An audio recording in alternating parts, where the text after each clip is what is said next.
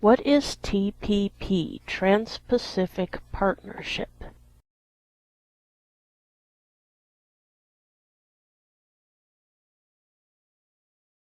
The TPP agreement is a powerful trade agreement that is being secretly negotiated between 9 countries: the United States, Australia, Peru, Malaysia, Vietnam, New Zealand, Chile, Singapore, and Brunei.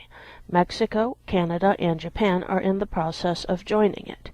The United States is pushing SOPA and ACTA-like policies onto the rest of the world, forcing them to sacrifice free speech and privacy in exchange for access to commodity markets like tobacco and textiles.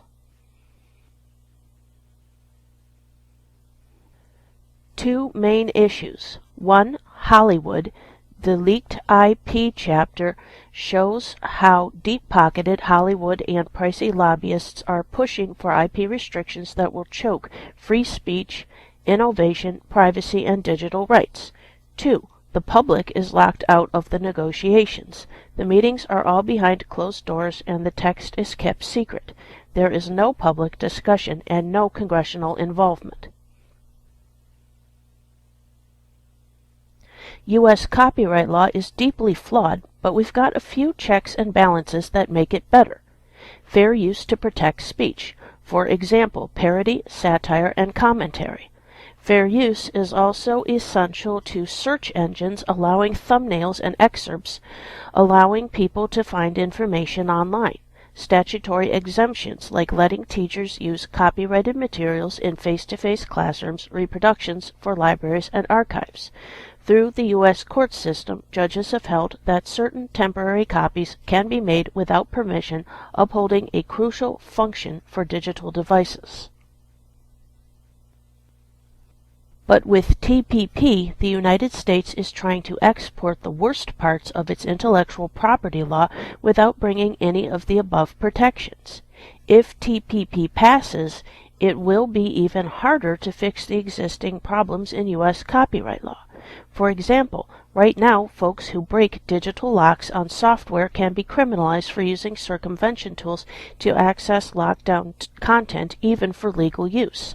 We're working to fix some of the problems this law creates.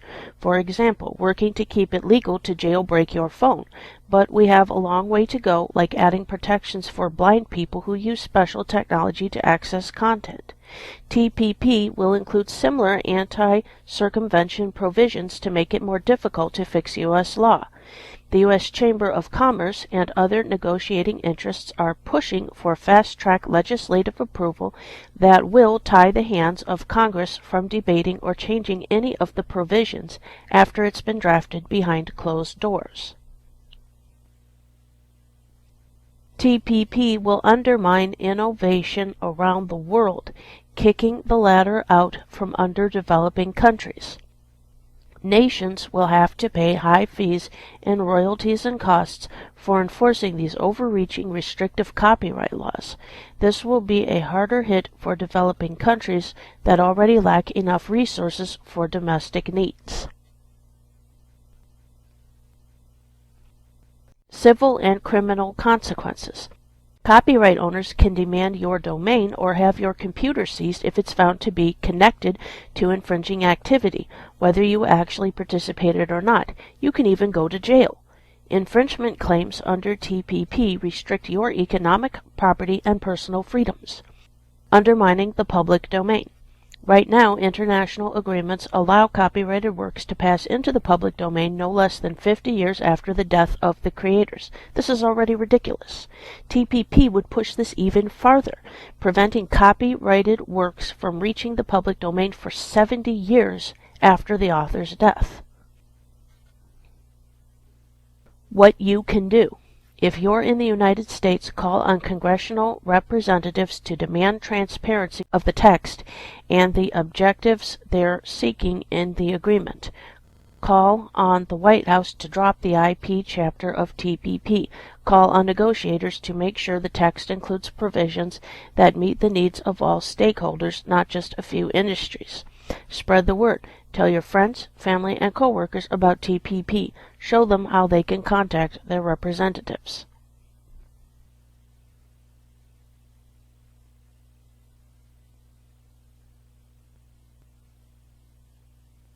For more information and to take action, visit www.eff.org/issues/TPP.